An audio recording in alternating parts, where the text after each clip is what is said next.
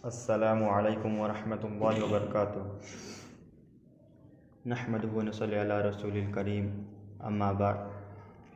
वक़ाल नबी सल्लल्लाहु अलैहि वसल्लम अन इब्न अब्बास रज़ियल्लाहु तआला अन्हुमा क़ाल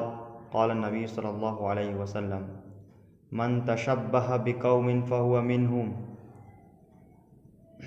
नुंसीरबा इपा इतोल इचिन नावसिंग, अल्लाह तबारक व तआलाना अखोइबु नुंसीबा मियेंग चामा चामा येंबीरगा मुसलमान हाइरबा इमुंग अदुदा पोखनबिरी। कनागुंबा कयादी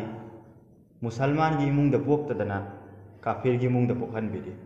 मसी अल्लाह तालाना अखोइदा पीबा ख्वाइदगी अचौबा नियामत अमनी अखोइना अखोइबु मुसलमान की इमुंगदा पोखनबिरगा मुसलमान इचिन इनाउसिंग मरक्ता चलहनबिरिबासी। करिगुंबा अखोइना मुसलमान इमुंगदा चलमदब तारगदी करी ओइगनी ngasi। हाँ, अदुगा मुसलमान इमुंगदा चन्ना करिगुंबा कनागुंबा कयादी काफिरना तौगदबा लमचत कया चट्ले। हारिबासी फत्तबा थबुक ngakhtani। मरु ओइना हाइरबदा हयेंग लाकदौरिबा अदुगुमलबा न्यू ईयर डे हाइरिबा न्यू ईयर असी मुसलमान कया पांगथोई। हारिबा न्यू ईयर पांगथोकपसी याब्रोबा इस्लाम दा लैब्रा नाके नबी ना पांगथोरम्ब्रा, नबी सल्लल्लाहु अलैहि वसल्लम ने हुकुम तोरम्ब्रा, नबी सल्लल्लाहु अलैहि वसल्लम ने पांगथोरम्ब्रा, नत्रगा सहाबाई किराम रिज़वानुल्लाहि अलैहि अजमईन सिंह की मरक्ता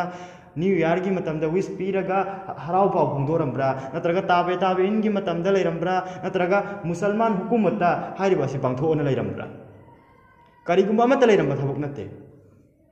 हारिबा न्यू ईयर हारिबा करियसी अल्लाह के रसूल की मतमदा लैरिबा मगरिबीदा लैरिबा ममालिक सिंगसिना हाइबदी इराक, ईरान, अमेरिका असिना चिंबा लैरिबा मोहइगी ईसाई कांगू सिंगसिना पांगथोरम्बी। हाइरिबासी मोइना करियेना मोहइगी अकीदादा करियेना खल्ले हाइ मतमदा हजरत ईसा अलैहि सलातु वस्सलाम असी दिसंबर की अदुगुमलबा दिसंबर की 15 सुबा हारिबा नुमित असिदा पोएना मोइना थम्मी मोहइगी अकीदादा। अदुगा हारिबा नुमित अदुदा क्रिसमस डे हारिबासी पांगथोई। अदुगा पांगथोकपसिना 15 सुबसिदगी पांगथोकपसिना अदुगुमलबा 38 सुबा हाइबदी ngasi मोइना ngasi मुसलमान सिंगसु पांगथोइबा हाइबदी गैर मुस्लिम सिंगसु पांगथोई। अदुगुमलबा न्यू ईयर की यौरक्तिनेदा बाय बायना पांगथोइबासी हाइरिबा नुमित असी फबा हाइबदी तारीख 38 सुबगी पुंग बारो ताबा फौसी मखोइना ngairaga harau pangthoga layeba पुंग बारो ताबा सि ngai aduduga पुंग बारो हेक ताखिबगा मखोइ मरक्ता harau पाव फोंदोकनै। हाइरिबासी मोइ ईसाई सिंगना अमतमदुदा लैरम्बा ईसाई सिंग हाइबदी क्रिस्टियन मक्कांगुना पांगथोरम्बा थबुकनेबा। मुसलमान की दमकता करिमता लैबा थबुक नते हाइरिबासी। करिगुंबा आइना ममांग सोनसेबा हाइबदी मन तशब्बह बिक़ौमिन फ़हुव मिनहुम। करिगुंबा कनागुम मिसा अमना अतोपा कोममगी करिगुंबा तुंगिनबा तारबा हाइरिबा थबुक तौबा तारबा मोइना तौबा थबुक अदु तौबा तारबा अदोइ तारगदी हयेंग कयामत की नुमिता हाइरिबा मिसा अदुसु मखोइगा लोइना हौगतहनबिगनी। नुंसिरबा इचिन नावसिंग ngasiगी मुसलमान इचिन नावसिंगना शरीयतता लैतबा न्यू ईयर डे हैप्पी अदुगुमलबा न्यू ईयर ता नत्ते हारिबा न्यू ईयर से थमख्रोने असि नत्तबा हैप्पी बर्थडे अदुगुमलबा मुसलमान दा लैतबा रसूलना पांगथोरमदबा थबुक कया पांगथोई। करिगुम कानबा फंगब्रना खनथसे अमता इखोइ इचिन नाव मखै हाइबदी हैप्पी न्यू ईयर से पांगथोकपंदा करि कानबा फंगबनोबा मरमदी इखोइ खनथसी आइगी पुंसीगी अनौब चही लापसिना आइगी पुंसीगी हिंगदौरिबा चही अदु अमा चसलक्लिबनी मरम असिदा इखोइना गम तौफम थोइ हाइबदी नुंगाइतबा फोंदोकदमनेबा मरमदी कइनोदा आइगी हौख्रिबा मतम असिदा हौख्रिबा पुंसी असिदा कयाम अफबा अमल तौख्रगे लाकदौरबा पुंसी असिदा अफबा अमल तौबा ngamhanbiba ओइसनोना दुआ तौगदमनेबा अदुगी महुत्ता नुंगाइ फोंदोकपगी करि मथौनोबा। परमानोना हाइबदा कनागुम मिसक अमा जेंदा लैरे खल्लसी महासी करिगुंबा सजा अमगी करि थबु अम तौरु मतंगदगी महासी जेंदा लैरे खल्लसी महा असी चही 3 की मतुंगदा फांसी तौरगनीना महाकी ऑर्डर सी कोर्ट न थोखरे। अदुगा महा हारिबा नुपा अदु चही ओलकपदा हारिबा मासी जेंदा चही अम लैरे अदुगा अनिसुबा चहीदा मासी चही हैप्पी न्यू ईयर न पांगथोकनिंगदरा Maramdi maha asi sahi ama chachan khrameba sahi mari subaga masi phansi taw dormi sahi ama haribdida sahi am chachan khrameba maha ki punchi sam tenjin khrameba min ubada sit pangthokning gadroba gam natrosi asumai taw dona ikoina karam gan si dorme se khang ngamde ngasi si gadra pang hoi ni ya pangtho ingai da chakchan ri ngai da amadi musalman na tawroi da thabuk tawri ngai da aikoi si gadra hai basi khang ngamde adubu bahap ta da ngasi gi musalman kaya na khang da maram da gi pangtho ri basi pangtho oi da bani nusi bai pai to li jinau sing aikoi gi cha sing aduna kari gumba chak charu ge baba natraga iyamba haibu matam da ikoi gi inau natraga iyamba du thing ngamde maram di ikoi na koisu ya jille ba hari ba du da Quran sunna hidok piri hariba umat asi khwaidagi phaba umat ni umat sing manung dagi madudi makoi di amar bil ma'ruf amadi nahi anil munkar asi tawi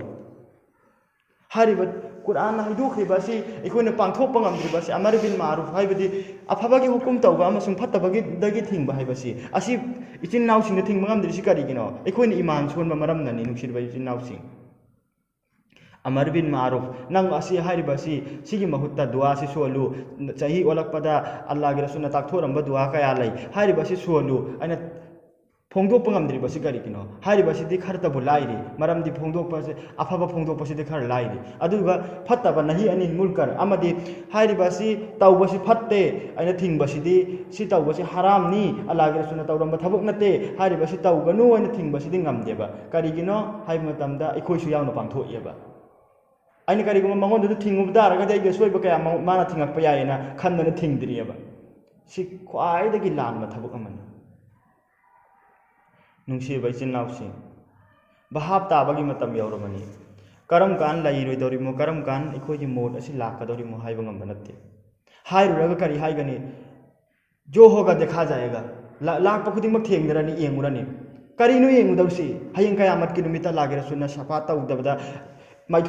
lai tho chat khima tamda kari nu yengu dawsi hayeng kabarda kari gumba sawal hang pu matamda kari gumba khumda matamda kari nu yengu dawsi hayeng maidan hasharda hisab kitab law matamda ai gi hisab adu kari gumba afatab dun hen law matamda kari nu yengu dawsi kari mata khanthade jo thamoi da lakba shaitan na thaujan ba adu loina yaraga tawre da thabuk kaya taw musalman Chabada set pada nupina kumit kumgadaba nupana kumit hangadaba on taina bada tawre hari baina suan khriba hadis adu gi khilaf ne se kari gumba isai sing gi thabuk tawri bai khone musal isai sing hin karamai tawi habda moi kumit sing adu kumi adu nupi sing nabu ngasi yengo phi set tabida kaya lairi asigi mi taw tam ye musalman sing su hayeng kayamat kinu mitam khoi sing adu ga loina hogat hal loidro Allah na Adumaina hogal agadi khoi kari mai pa kono khondai chi aduna tawbanu khan thaminasi Allah na thingam laba Allah gi rasul na yadaba hariba thabuk kaya asidagi thingaga chatpa hibasi yamna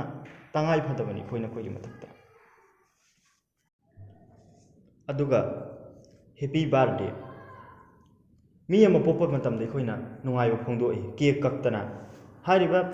December gi date 31 suba numit aduda haidi de tarik 13 ni suba duda makoina pung baro ta ba ngairaga hanagi isai singsina ke kaktana harau phongdoktana pangthorami hari badugi mi tawtama ngasi su musalman na tabe isai gi thabok ne basi hari basi adubu musalman singna su yengaga haibudi makoi sing adugi mi tawtamaga makoi pangthok tabdu chawkhat tammi ne na hainari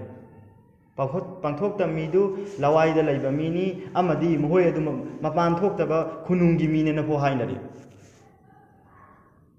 kayam chawkhat pano hairiba Allah gi rasulna hairamba thabuk adudagi Allah gi rasulna thingam laba Allah gi rasulna tawgano na hairam laba thabuk adudagi aduga adu tawraga kari chawkhat pano phangni base birthday pangthoi birthday asi mi ama pokpa matamda aseng bagi yenguraga di kapham thoi baneba maha ki punchi asi da karam aini hinga dawrimo haibdi maha asi iman wala aini hingadra natraga karam aina laigadar maha asi okpo igadar awokpo igadar oktabo igadar duwa taw gadamne kap aseng bai de kapham thoi me aduga siba matamda no pham thoi baneba aseng bai de maha asi iman wala ain sikhre iman wal musalman ain sikhiptar gadi adu maina harau phau phongdo pham thoi baneba on taina bani ngasi musalman tawri bas Wakhan taminasi nuksira bai paitol jinau sing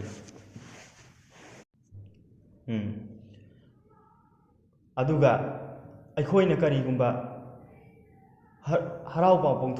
ꯐꯣꯡꯗꯣꯛꯏꯃꯦ ꯍꯥꯏꯗꯅ ꯏꯗꯇ ꯑꯣꯏꯔꯕꯁꯨ ꯑꯃꯗ ꯑꯣꯏꯔꯕꯁꯨ ꯃꯨꯁꯜꯃꯥꯟ ꯅꯠꯇꯕ ꯒꯦꯔ ꯃꯨꯁꯂꯤꯝꯁꯤꯡꯒ ꯇꯥꯂꯨꯀꯥꯠ ꯂꯩꯅꯔꯤ, ꯍꯥꯏꯕꯗꯤ ꯃꯔꯤ ꯑꯆꯦꯠꯄ ꯃꯔꯤ ꯊꯝꯅꯔꯤ, ꯗꯣꯁꯇ ꯁꯦꯝꯂꯕꯁꯨ, ꯍꯥꯏꯕꯗꯤ ꯃꯔꯨꯞ ꯑꯣꯏꯕ ꯇꯥꯔꯒꯁꯨ ꯀꯨꯔꯥꯟꯅ ꯑꯁꯨꯝꯅ ꯍꯥꯏꯗꯣꯛꯄꯤꯔꯤ, ꯀꯔꯤꯒꯨꯝꯕ ꯒꯦꯔ ꯃꯨꯁꯂꯤꯝꯁꯤꯡꯗ ꯀꯔꯤꯒꯨꯝꯕ ꯅꯈꯣꯏꯒꯤ ꯑꯔꯣꯠꯄ ꯋꯥ ꯑꯗꯨ ꯐꯣꯡꯗꯣꯛꯄ ꯑꯁꯤ ꯌꯥꯗꯦ ꯍꯥꯏꯅ ꯐꯣꯡꯗꯣꯛꯄꯤꯔꯤ꯫ ꯀꯔꯤꯒꯨꯝꯕ ꯑꯩꯈꯣꯏꯗꯤ ꯉꯁꯤ ꯃꯨꯁꯜꯃꯥꯟꯁꯤꯡꯁꯤꯅ ꯒꯦꯔ ꯃꯨꯁꯂꯤꯝꯒ ꯆꯠꯅꯗ꯭ꯔꯗꯤ ꯏꯖꯠ ꯂꯩꯇꯦꯅ ꯐꯥꯎ ꯈꯟꯅꯔꯦ꯫ ꯈ꯭ꯔꯤꯁꯃꯥꯁ ꯗꯦ ꯌꯥꯎꯗꯕ꯭ꯔꯥ ꯃꯨꯁꯜꯃꯥꯟꯁꯤꯡ ꯌꯥꯎꯕ ꯆꯠꯂꯤ, ꯊꯥꯕꯜ ꯆꯣꯡꯕ ꯌꯦꯡꯕ ꯌꯥꯎꯗꯕ꯭ꯔꯥ ꯌꯥꯎꯕ ꯆꯠꯂꯤ, ꯍꯣꯟꯗ ꯆꯪꯉꯨ ꯃꯨꯁꯜꯃꯥꯟ ꯀꯌꯥ ꯂꯩꯔꯝꯕ꯭ꯔꯥ ꯌꯦꯡꯉꯣ, ꯃꯨꯁꯜꯃꯥꯟ ꯊꯜꯂꯒ ꯂꯩꯔꯦ꯫ ꯉꯁꯤ ꯑꯩꯈꯣꯏꯅ ꯃꯨꯁꯜꯃꯥꯟꯁꯤꯡꯅ ꯑꯋꯥꯕ ꯇꯥꯔꯤꯁꯤ ꯀꯔꯤꯒꯤꯅꯣ? ꯑꯩꯈꯣꯏꯒꯤ ꯏꯃꯥꯟ ꯁꯣꯟꯕ ꯃꯔꯝꯗꯅꯤ꯫ ꯑꯗꯨ ꯑꯃꯠꯇ ꯌꯦꯡꯗꯦ, ꯉꯁꯤ ꯀꯣꯔꯣꯅꯥ ꯂꯥꯛꯏꯁꯤ ꯀꯔꯤꯒꯤꯅꯣ? ꯍꯖꯔꯠ ꯃꯨꯁꯥ ꯑꯂꯩꯍꯤ ꯁꯂꯥꯇꯨ ꯋꯥꯁꯂꯥꯝꯒꯤ ꯃꯇꯝꯗ ꯑꯜꯂꯥꯍ ꯇꯕꯥꯔꯛ ꯋꯥ ꯇꯥꯂꯥꯅ ꯃꯈꯣꯏ ꯍꯥꯏꯕ ꯏꯟꯗꯕ ꯃꯔꯝꯗꯒꯤ ꯑꯖꯥꯕ ꯃꯈꯜ ꯃꯈꯜꯒꯤ ꯊꯥꯈꯤ, ꯃꯈꯜ ꯇꯥꯡꯀꯛ ꯅꯥꯏꯅ ꯃꯈꯜ ꯀꯌꯥ, ꯇꯥꯡꯀꯛ ꯑꯃꯗꯅ ꯏ ꯇꯥꯕꯒꯤ, ꯇꯥꯡꯀꯛ ꯑꯃꯗꯅ ꯀꯧꯖꯦꯡꯒꯤ, ꯇꯥꯡꯀꯛ ꯑꯃꯗꯅ ꯑꯗꯨꯃꯥꯏꯅ ꯇꯧꯗꯅ ꯍꯪꯉꯣꯏꯒꯤ, ꯃꯈꯜ ꯀꯌꯥꯒꯤ ꯑꯖꯥꯕ ꯊꯥꯈꯤ꯫ ꯑꯗꯨꯃꯥꯏꯅ ꯇꯧꯗꯅ ꯑꯩꯈꯣই ꯉꯁꯤꯁꯤꯗ ꯃꯨꯁꯜꯃꯥꯟꯁꯤꯡꯅ ꯀꯔꯤꯒꯨꯝꯕ ꯒꯦꯔ ꯃꯨꯁꯂꯤꯝꯒꯤ ꯃꯤꯇꯧ ꯇꯝꯕ ꯃꯔꯝꯅ ꯑꯩꯈꯣꯏ ꯃꯨꯁꯜꯃꯥꯟꯗꯁꯨ, ꯍꯥꯏꯕꯗꯤ ꯂꯩꯔꯤꯕ ꯗꯨꯅꯤꯌꯥꯁꯤꯗ ꯂꯩꯔꯤꯕ ꯃꯤꯄꯨꯝ ꯈꯨꯗꯤꯡꯃꯛꯇ ꯋꯦꯕ ꯑꯃꯅ ꯋꯦꯕ ꯑꯩꯅ ꯀꯣꯔꯣꯅꯥꯒꯤꯁꯨ ꯋꯦꯕ ꯅꯥꯏꯅ ꯂꯥꯛꯑꯦ꯫ ꯑꯗꯨꯝꯂꯕ ꯑꯖꯥꯕꯅꯤ ꯁꯤ ꯑꯜꯂꯥꯍ ꯇꯥꯂꯥꯅ ꯄꯤꯔꯕ ꯑꯩꯈꯣꯏꯅ ꯏꯃꯥꯟ ꯁꯣꯟꯕ ꯃꯔꯝꯗꯒꯤ, ꯏꯕꯥꯗꯠ ꯇꯧꯗꯕ ꯃꯔꯝꯗꯒꯤ ꯑꯜꯂꯥꯍꯅ ꯄꯤꯔꯛꯄ ꯑꯖꯥꯕꯅꯤ ꯁꯤ꯫ ꯑꯩꯈꯣꯏꯅ ꯍꯥꯏꯔꯤꯕꯁꯤꯗꯒꯤ ꯀꯔꯤꯒꯨꯝꯕ ꯑꯐꯕ ꯂꯝꯕꯤꯗ ꯆꯠꯈꯤꯕ ꯇꯥꯔꯒꯗꯤ ꯑꯜꯂꯥꯍ ꯇꯕꯥꯔꯛ ꯋꯥ ꯇꯥꯂꯥꯅ ꯑꯩꯈꯣꯏ ꯄꯨꯝꯅꯃꯛ ꯃꯥꯏ ꯄꯥꯛꯍꯟꯕꯤꯒꯅꯤ, ꯑꯃꯁꯨꯡ ꯖꯟꯅꯠꯇ ꯑꯜꯂꯥꯍ ꯇꯥꯂꯥꯅ ꯂꯩꯕꯒꯤ ꯄꯥꯡꯒꯜ ꯄꯤꯅꯕꯤꯕ